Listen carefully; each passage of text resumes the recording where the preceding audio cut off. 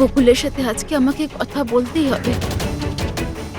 তাতে যা খুশি হয়ে যাক, বকুলের সাথে কথা বলতেই হবে।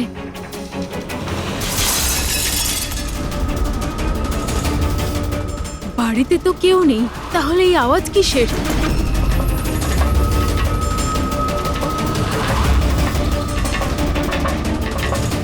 কীর্তি, বকুল, কেউ কিছু বলছে না কেন? কীর্তি ভাই, কীর্তি,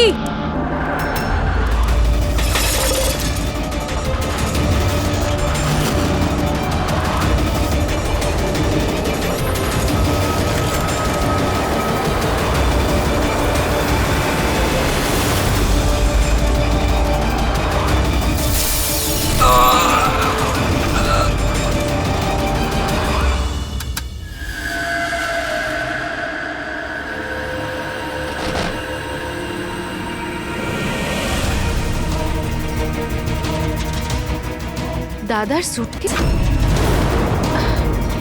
দাদা ব্যাঙ্গালোর যায়নি বুঝি?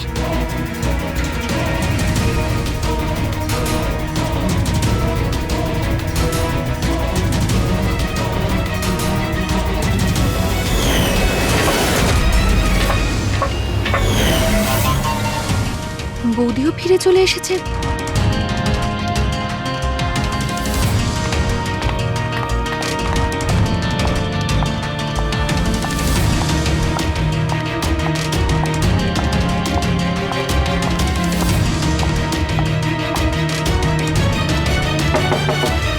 দাদা, বকুলদা, দাদা তুই ব্যাঙ্গালোর যাসনি? বৌদি,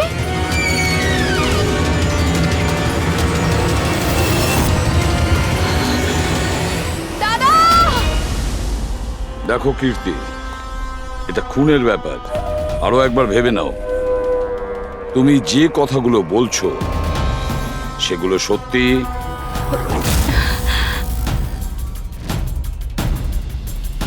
স্যার, আপনি, আমাদের মনে হচ্ছে না এই ব্যাপারটা সত্যি। আপনার মনে হওয়া না হওয়াতে কিছু এসে যায় না। যখন আপনাকে কিছু জিজ্ঞাসা করা হবে তখনই বলবেন। হতে পারে ও সত্যি বলছে, কি জানি। আমি পাগল নই, আমি সম্পূর্ণ সুস্থ। আমি বলছি তো আপনাদের, আশিকা বৌদি নিজেই বলেছে বৌদি নিজে দাদাকে খুন করেছে। বৌদি, বৌদি, দাদা, আশিকা বৌদি, বৌদি, বৌদি, বৌদি, বৌদি, থ্যাংক গড। বৌদি, বৌদি, বৌদি, এইসব হলো কি করে? কে করেছে এইসব? মরে গেছে বকুল, ঝামেলা শেষ। মেরে দিয়েছে, সব শেষ, মেরে দিয়েছি। শুধুমাত্র মেরে দিয়েছি বলেই প্রমাণ হয় না যে ওই বকুলকে মেরেছে। এটাও তো হতে পারে যে ও আরো কিছু বলতে চাইছিল। হ্যাঁ,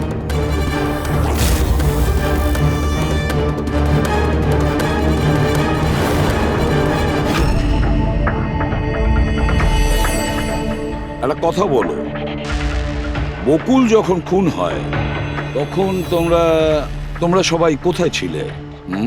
কোথায় ছিলে তোমরা?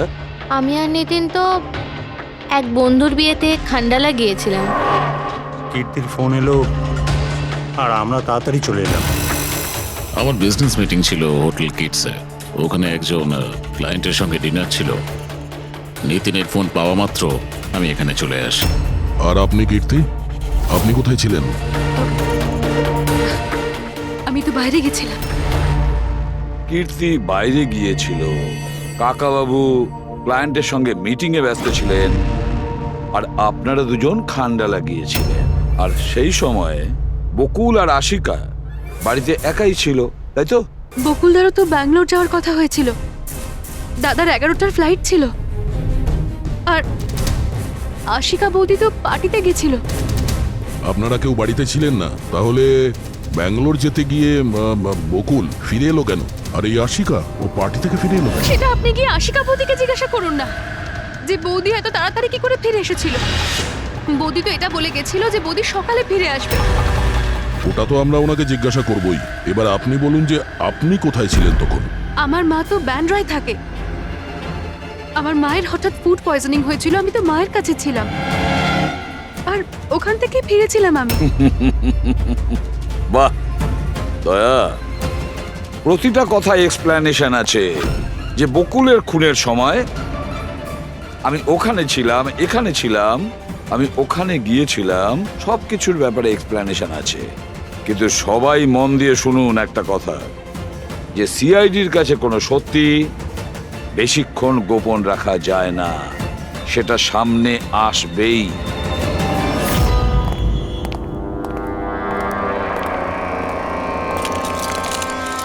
হ্যাঁ অভিজিৎ, পুরো বডির মধ্যে কাঁচের টুকরো গেঁথে ছিল। আর হ্যাঁ স্যার, টেস্ট করেও দেখেছি স্যার, এখানে যে রক্তটা আছে সেটার কোথাও নেই স্যার। একটা কাজ করো, বাড়িটাকে খুব ভালো করে তল্লাশি করো, দেখো কিছু না কিছু প্রমাণ নিশ্চয়ই পাবে, তাই না?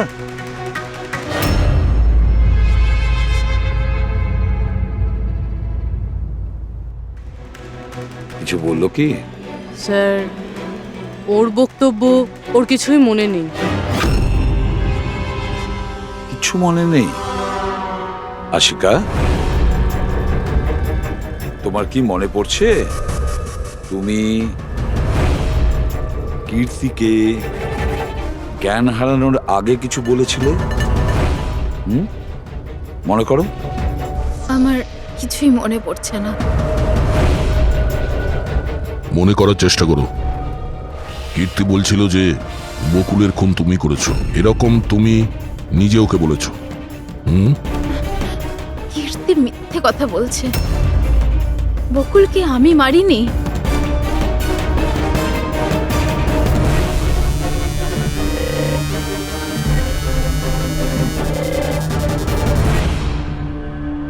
স্যার, এ আবার স্মৃতিশক্তি চলে যাওয়ার অ্যাক্টিং করছে না তো? হতে পারে, কারণ বকুল এখানে রক্তাক্ত অবস্থায় পড়ে রয়েছে আর ওর মাথায় সামান্য একটু আঘাত, ব্যাস অজ্ঞান হলো কি করে? সেটাই তো, এর থেকে সত্যিটা বের করতে হবে। কি করে করবেন স্যার?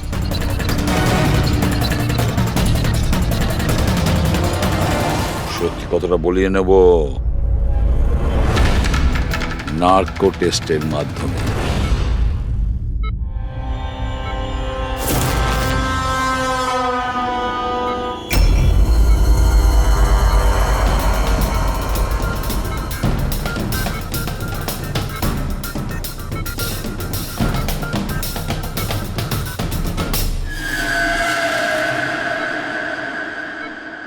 এপ্রিল রাতে যখন পার্টি থেকে বাড়িতে ফেরেন, কি হয়েছিল?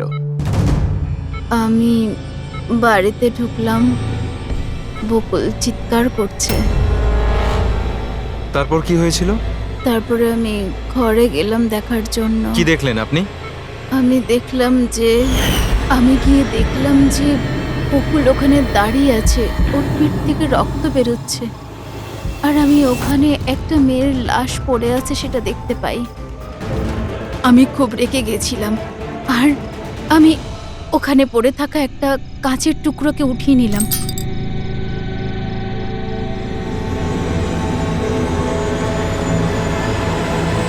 আর আমি বকুলকে মেরে দিলাম। আর তখনই আমি আমার ঘাড়ে একটা প্রেশার অনুভব করলাম। তারপরে আমি বেহুশ হয়ে পড়ছিলাম। বেহুশ হওয়ার আগে আমি দরজার সামনে একজন মানুষকে দেখতে পাই। কেউ একজন অরেঞ্জ কালারের জ্যাকেট পরেছিল।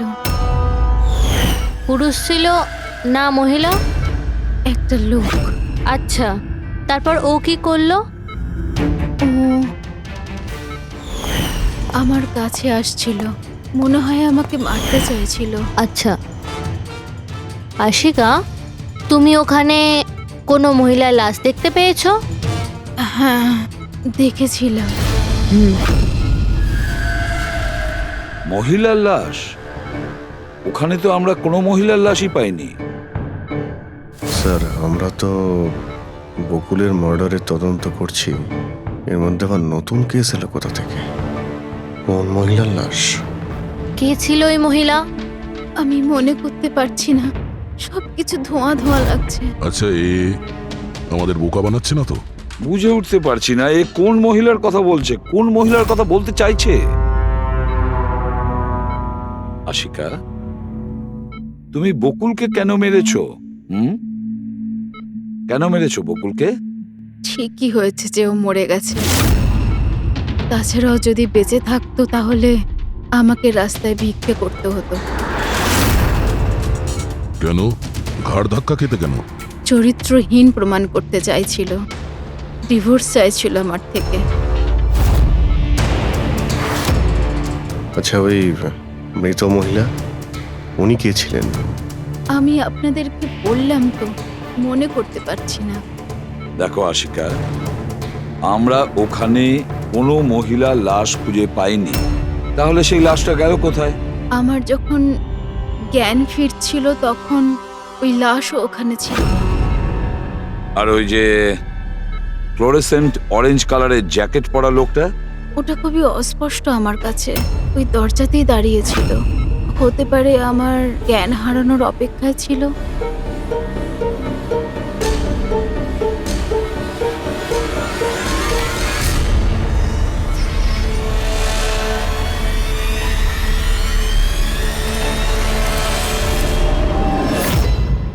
এখন আশিকা ওটাই বলছে যেটা ওর মনে হচ্ছে, কিন্তু টেস্টে আশিকা সবটা সত্যি বলেছে। Thank you. ওয়েলকাম। স্যার, ও যদি নার্কো টেস্টে ঠিক বলে তাহলে তো আমাদের ওই মরা মহিলাটা সম্পর্কে জানতে হবে। মনে হচ্ছে ক্রাইম সিনে দ্বিতীয়বার যেতে হবে, ভালো করে আবার চেক করব। কোনো না কোনো প্রমাণ তো নিশ্চয়ই আমরা পাবো। স্যার এই মেশিন কি কিছু স্পেশাল? এই মেশিনটা যে কোনো ছোট কোনো প্রমাণ খুঁজতে সক্ষম, যেরকম মাইক্রোবস, যেটা সাধারণত ধোঁয়াতে মিশে যায়। আর এই যে মেশিনটা না, একটা ঘরের মধ্যে একদম ক্ষুদ্র থেকে ক্ষুদ্রতর ডাস্ট পার্টিকলস, সেগুলো দিয়ে ওই জ্যাকেট পরা লোকটা সম্পর্কে আমাদের জানিয়ে দেবে যে এই ঘরের মধ্যে ছিল। খুব ভালো।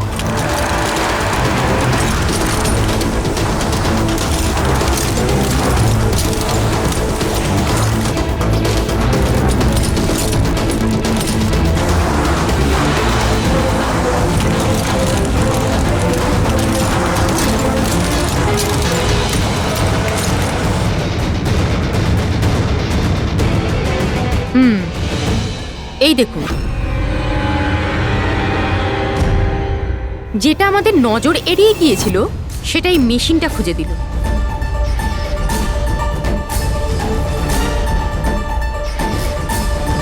এটা তো মনে হচ্ছে কারণ নয়, তাও আবার নেল পেন্ট লাগানো, ডেফিনেটলি কোনো মহিলারই।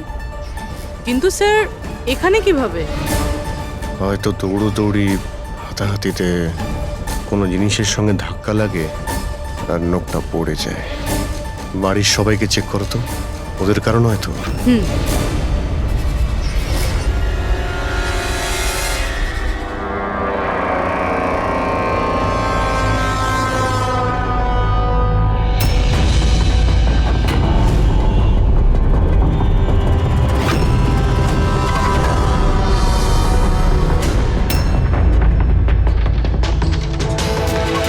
স্যার, হ্যাঁ, ওই বাড়ির তো কারণ নয়, হয়তো ওই মহিলার হবে যার লাশ আশিকা দেখেছিল।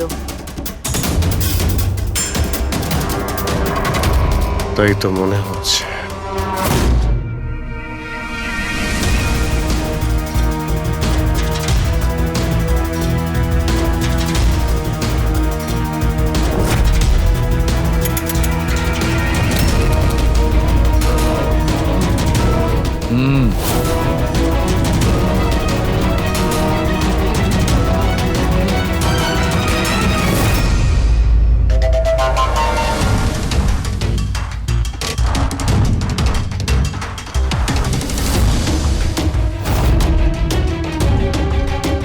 এই ব্যাপার সরকার। রাইট। কি জানতে পেরেছো এই নখ থেকে? এটা কার? স্যার এই নখটা ডিএনএ কোনো ফ্যামিলি মেম্বারের সঙ্গে ম্যাচ করে। কিন্তু একটা কথা জানা গেছে বস, এই নোকটা যারই হোক না কেন, ও একজন মহিলা আর তার বয়স 20 থেকে 25 বছর। 20 থেকে 25 বছরের মহিলা? আর একটা কথা, হ্যাঁ,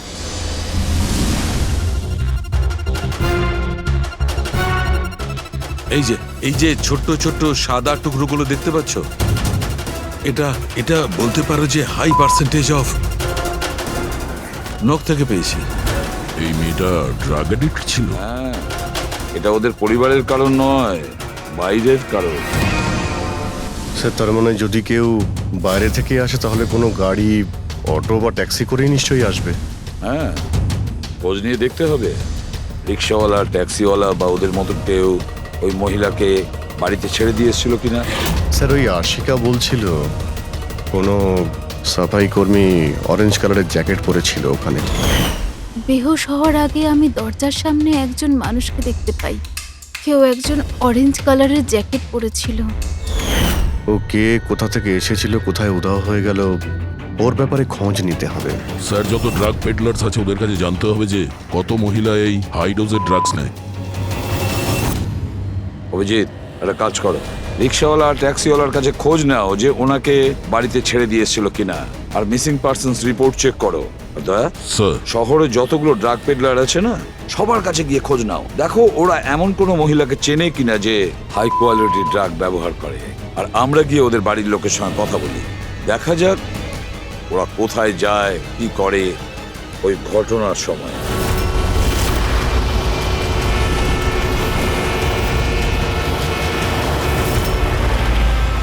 তোমাদের অ্যাসোসিয়েশন থেকে জানতে পেরেছি যে 10 তারিখ মানে পরশু রাতে তুমি শান্তিনিবাস বাংলোতে কোনো মেয়েকে ড্রপ করেছিলে। হ্যাঁ স্যার, ছেড়েছিলাম। তখন টাইম কত ছিল মনে আছে স্যার তোমার? প্রায় 1টা নাগাদ, ওই বাংলোতেই। স্যার ও নেশার ঘরে ছিল আর বারবার ওর স্বামীকে গালি দিচ্ছিল। আচ্ছা, হ্যাঁ স্যার।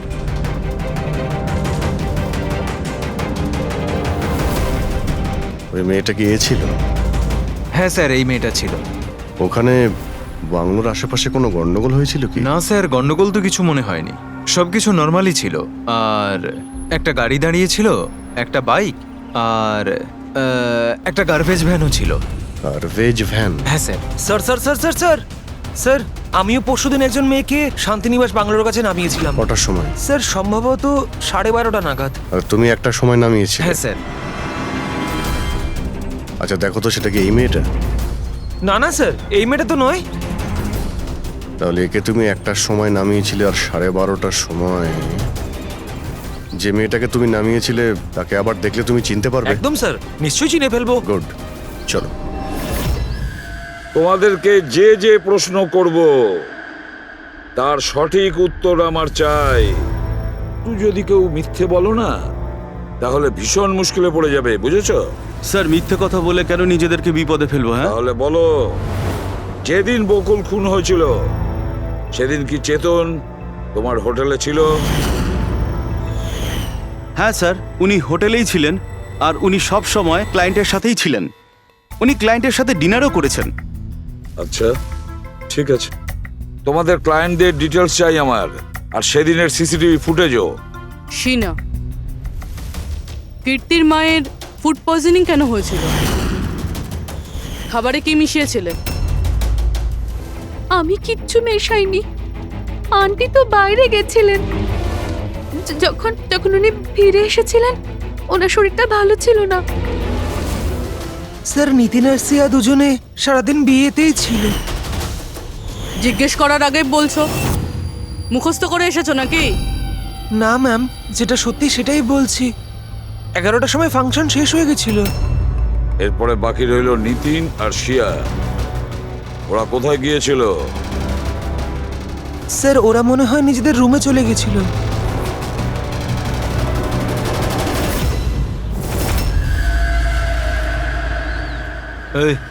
এই মাল কোথায় পাওয়া যাবে?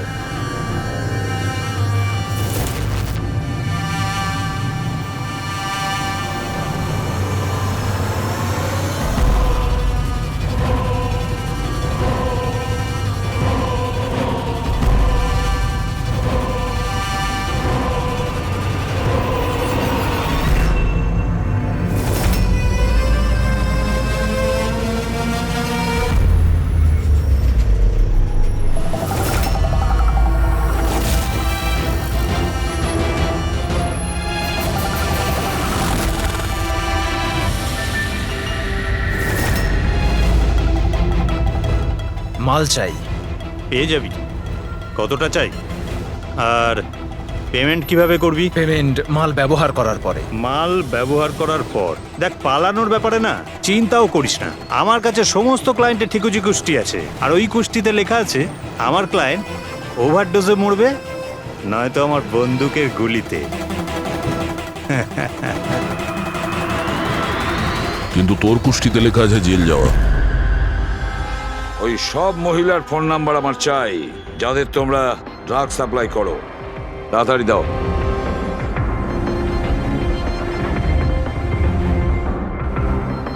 পুরবি, দেখো তো একটু কল করে এই সব নম্বরে, দেখো কেউ আবার উধাও হয়ে যায়নি তো।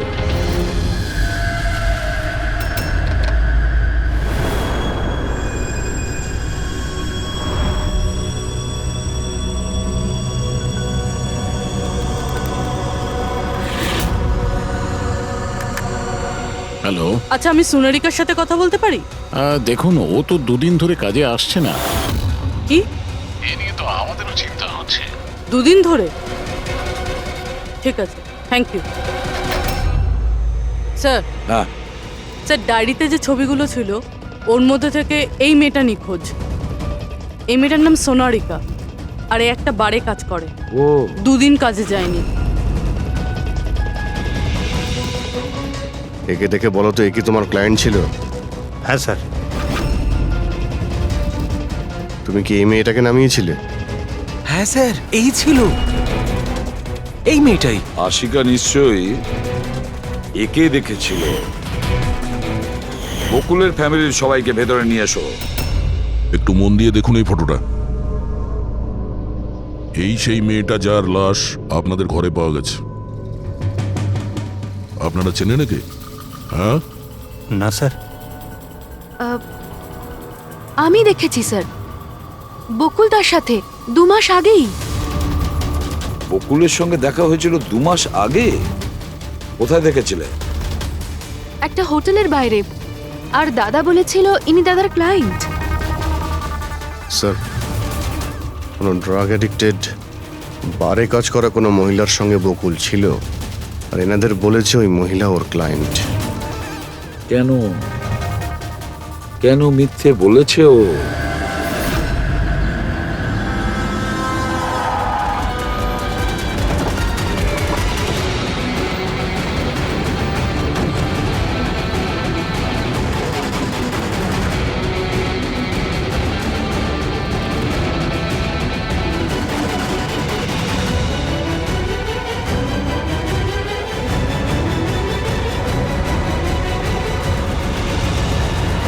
আচ্ছা, সোনারিকা এখানেই কাজ করতো না? আগে হ্যাঁ, এখানেই কাজ করতো।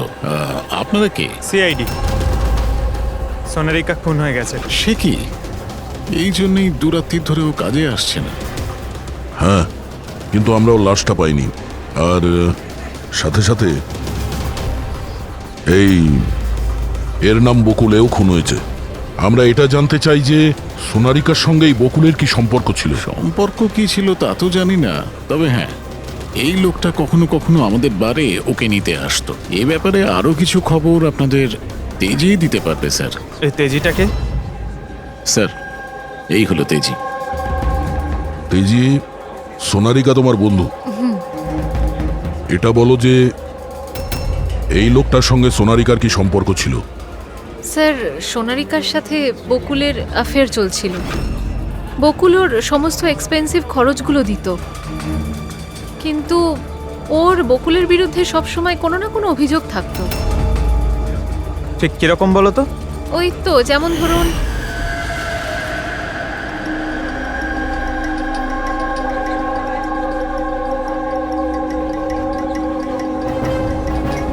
সোনারিকা কি হয়েছে?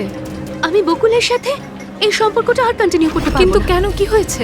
না এই সম্পর্কটা রেখে আমি কোনো টাকা পয়সা পাচ্ছি না, ওই বকুল নিজের বউকে ডিভোর্স দিচ্ছে। কিছু একটা করতেই হবে। কি করবি তুই? ব্ল্যাকমেল। কি? আমি ওকে ব্ল্যাকমেল করব যে আমাকে এই নাটকটা করতে বাধ্য করেছে। তাহলে কেউ সোনারিকাকে টাকা দিচ্ছিল বকুলের সাথে ভালোবাসার নাটক করার জন্য। মাস্টারমাইন্ড তাহলে অন্য কেউ? হ্যাঁ, আর ওই মাস্টার মাইন্ডই প্ল্যান করে এই সোনারিকা আর বকুলকে মেরে দিয়েছে। কিন্তু আশিকার ওখানে আসা প্ল্যানের মধ্যে ছিল না। বুঝে উঠতে পারছি না যে এই বকুল নিজের ফ্লাইট ছেড়ে বাড়ি কেন ফিরে আসলো। আর স্যার, খুনি যদি বকুলের গার্লফ্রেন্ডকে মারতেই চেয়েছিল তাহলে অন্য কোথাও মারতে পারতো, ওই বাড়িতেই কেন মারতে গেল? হতে পারে খুনি প্রথম থেকেই জানতো যে বকুলের বাড়িতে কেউ নেই, সেই কারণে ও মিথ্যে কথা বলে সোনারিকাকে ওখানে ডেকেছে, আর সেই সময় বকুল আর আশিকা ওখানে পৌঁছে গেছে। এটা হতে পারে, কিন্তু স্যার লাশটাকে ঘরের বাইরে কোথায় নিয়ে যেতে পারে আর কিভাবে? কারণ বকুলের বাড়ির সমস্ত গাড়ি তো আগে থেকেই বাইরে ছিল। তা উনি যদি চাইতো তাহলে লাশটাকে টুকরো করে ওর সুটকেসে নিয়ে যেতে পারতো, বা লাশটাকে টুকরো করে প্লাস্টিকে ভরে ডাস্টবিনেও ফেলে দিতে পারতো। ওই যে ডাস্টবিনগুলো আছে না বাইরে। হ্যাঁ স্যার। একটা গাড়ি দাঁড়িয়েছিল, একটা বাইক, একটা গার্বেজ ভ্যানও ছিল। কি রাত্রি 1টার সময়? রাত্রি 1টার সময় বাংলোর বাইরে ময়লার গাড়ি দাঁড়িয়ে ছিল? তার মানে স্যার এই খুনটা প্ল্যান করা ছিল। খুনি গার্বেজ ভ্যান নিয়ে এসেছিল লাশটাকে সরিয়ে ফেলার জন্য। আর স্যার এই ফ্লুরোসেন্ট অরেঞ্জ কাপড় গার্বেজ ভ্যানের লোকেরাই তো পরে। স্যার, হ্যাঁ, চেতন যেই কোম্পানির বিজনেস ডিনারে গিয়েছিল এই নামে কোনো কোম্পানিই নেই। আমার বিজনেস মিটিং ছিল হোটেল কিটসে। আর কীর্তির মা বাইরের কিছুই খায়নি। আমার মা ব্যান্ড্রায় থাকেন। মায়ের হঠাৎ করে ফুড পয়জনিং হয়েছিল, আমি তাই মায়ের কাছে আবার একবার ফুড পয়জন হোক কেমন? ঠিক আছে, এটাও জানা দরকার যে যে রাতে বকুল আর ওই মেয়েটা খুন হয়েছে ওই রাতে খান্ডালা থেকে কোনো ট্যাক্সি বা প্রাইভেট কার বাংলোতে এসেছিল কিনা।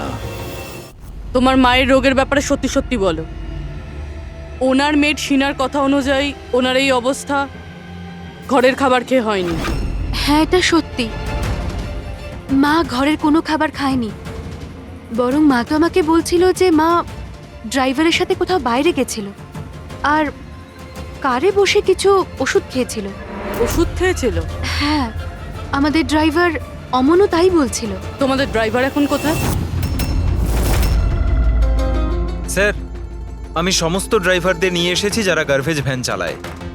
আমরা একটা গার্বেজ ভ্যানের সন্ধান পেয়েছি যেটা মাঝরাতে রাস্তার মাঝখানে দাঁড়িয়েছিল, যাতে লাশ বয়ে নিয়ে যাওয়া হয়েছিল। ভ্যানের ব্যাপারে জানতে পেরে গিয়েছি। সার্ভেলেন্স ক্যামেরাতে আমরা সেটা পরিষ্কার দেখতে পেয়েছি। কেন?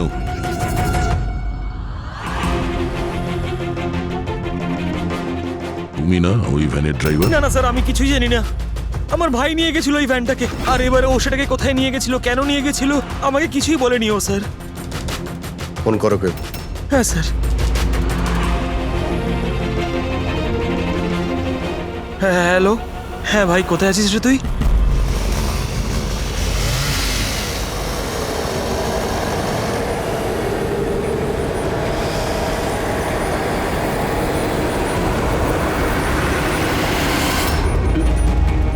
কি ভাই, কেমন আছেন?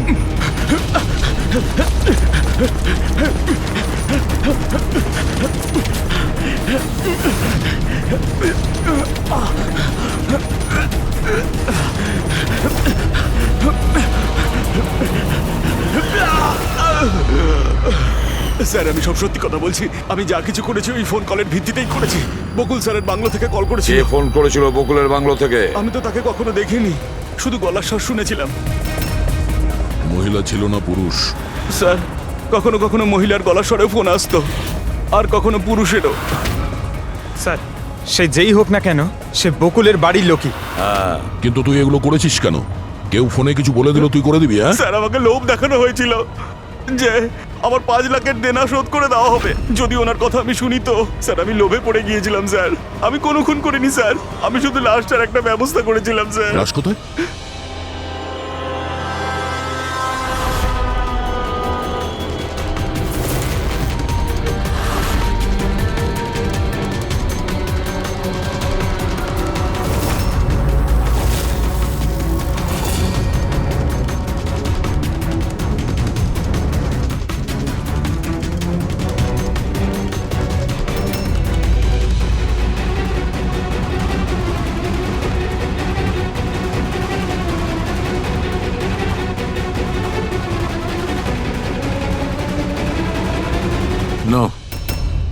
এই মেয়েটার গলা টেপা হয়েছে আর তাতেই ওর মৃত্যু হয়েছে।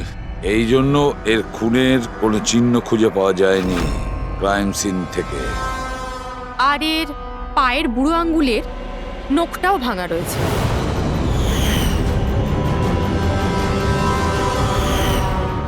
আর ডক্টর এগুলো কি? এই যে হলুদ হলুদ দাগ। এটাই তো এই কেসের সবচেয়ে বড় সূত্র। চলুন সবাই দাঁড়িয়ে যান।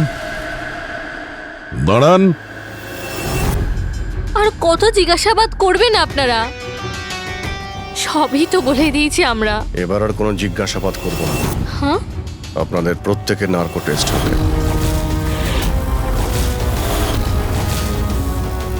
Narco test?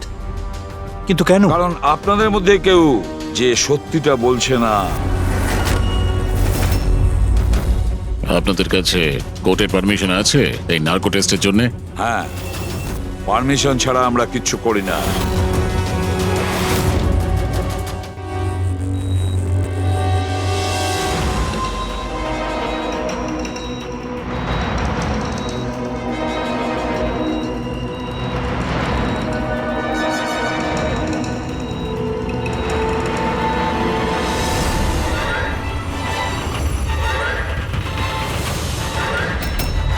ঘুম আসছে? যা আমি আপনাকে বলবো তার সঠিক সঠিক উত্তর দেবেন, ঠিক আছে? সোনারিকাকে আপনি চেনেন? হ্যাঁ বকুলের যে অ্যাফেয়ার ছিল ওর সাথে, এটাও জানতেন আপনি? হ্যাঁ, আমার দুজনকেই সন্দেহ হতো। তাহলে আশিকাই ওকে খুন করেছে? আশিকা তো সোনালিকাকে চিনতই না, তাহলে খুন কি করে করবে? আপনার এখন ঘুম পাচ্ছে? সোনারিকাকে আপনি চেনেন? না। বকুলের সাথে সোনারিকার অ্যাফেয়ার আছে, এটা কি আপনি জানেন? না। তাহলে আশিকাই কি ওকে খুন করেছে?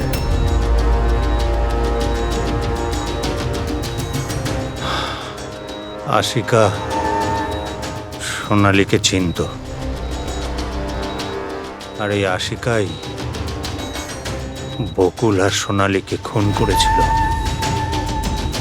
ও নিজেই এই খুনের ষড়যন্ত্রটা রচনা করেছিল। আশিকা চালচলন কিছুদিন ধরেই খুব অদ্ভুত লাগছিল। এই কথাটা আমি বকুলকে বলেছিলাম। কি হয়েছে স্যার? কিছুই হয়নি নিতিন, শুধু এটাই বলার ছিল টুথ সিরাম অ্যাপ্লাই করলে মানুষ শুধু এটুকুই উত্তর দেয় যতটুকু তাকে প্রশ্ন করা হয়, এর থেকে বেশি কিছু বলে না। ব্যাপারটা হলো মানুষের ব্রেন নিজের মেমোরি শেয়ার করে, কিন্তু ওপিনিয়ন দেয় না, যেটা তুমি দিয়েছো। এখন সব কথাগুলো সত্যি সত্যি বলে দে, নাহলে তোকে আসল সিরামটা দিতে হবে। আসল সত্যিটা মানে আমরা যে ইনজেকশনটা দিয়েছিলাম ওটা আসল ট্রুথ সিরাম ছিল না, ওটা গ্লুকোজ ইনজেকশন ছিল। হোয়াট? তোমাকে আমরা আগেই সন্দেহ করেছিলাম, কিন্তু চেয়েছিলাম সব সত্যিটা তুমি নিজের মুখেই স্বীকার করো। নিতিন, সব কিছু তুমি খুব চতুর ভাবে দিয়েছো, কিন্তু মেয়েটার গলায় যে হলুদ রং লেগেছিল না, সেটাই তোমাকে ধরিয়ে দিয়েছে। সেই হলুদ যেটা বিয়ের সময় তোমার হাতে লেগেছিল। এই যে হলুদ রঙের পার্টিকেলস গুলো দেখতে পাচ্ছ, এইগুলো আসলে হলুদ, আর এই হলুদের সঙ্গে আটা আর তেল মেশানো হয়েছিল। আটা, তেল আর হলুদ। মুখে কোনো হলুদ নেই, শুধু এইখানে, এই গলার কাছে। কোথা থেকে আসতে পারে এই হলুদ?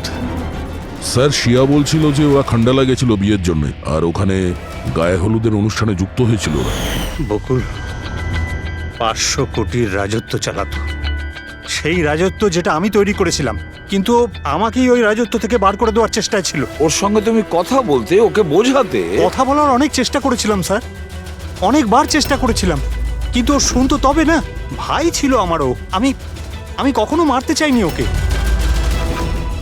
কিন্তু পুরো রাজত্বটা নিজের নামে করতে চাইছিল। সেজন্য আমি একটা প্ল্যান করলাম। কি প্ল্যান করেছিলে? বকুল আর আশিকার প্রায় প্রতিদিনই ঝগড়াঝাটি হতো। ও আশিকাকে ছেড়ে দিতে চাইছিল। আমি সোনালীকে টাকার লোভ দেখালাম আর ওকে বললাম যে বকুলের সাথে মিথ্যে ভালোবাসার নাটক করে যাক। আর একদিন সময় হলে ওকে বিয়েও করে নিক। আসলে আমি এই সোনালীর মাধ্যমেই আমার হারানো রাজত্ব ফিরে পেতে চাইছিলাম। কিন্তু ওকে কেন মেরে দিলে?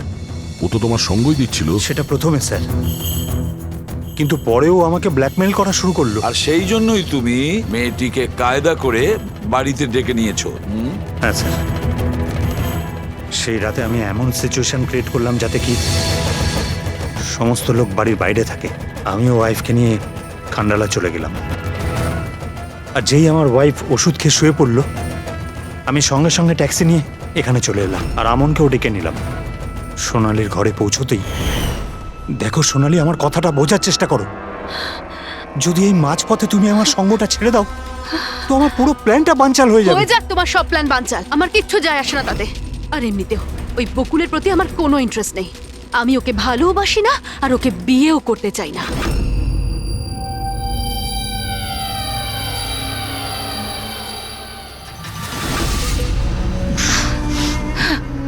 দেখো, যদি তুমি আমাকে সঙ্গ না দাও না তো খুব পস্তাবে, বলে দিলাম। হুমকি আমি দিচ্ছ তুমি আমাকে? হুমকি দিচ্ছ? হ্যাঁ, এমনটাই ভেবে নাও।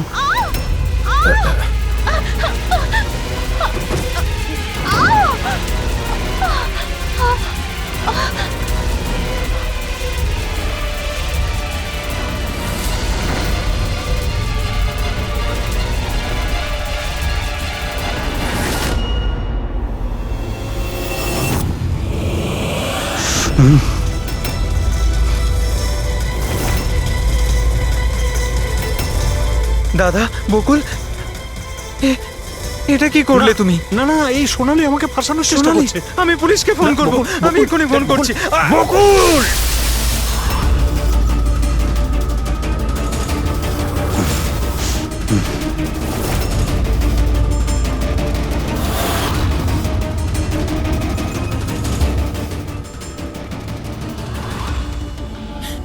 বকুল!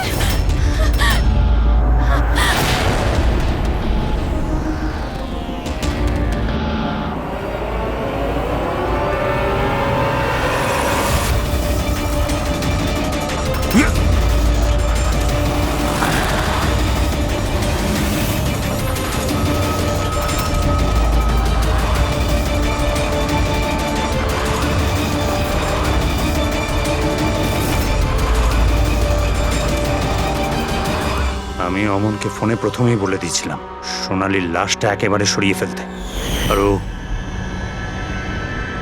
একেবারে সেই কাজটাই করেছিল। টাকার লোভে পড়ে তুমি এতটাই অন্ধ হয়েছিলে যে নিজের সম্পর্কটাই ভুলে গিয়েছিলে। নিজের ভাইয়ের প্রাণটা নিয়ে নিয়েছো, আর তার উপরেও নিজের সঙ্গী মেয়েটিকেও খুন করলে তুমি। আইন তোমাকে কোনোদিন ক্ষমা করবে না। কঠোরতম শাস্তি হবে তোমার, হয়তো ফাঁসি।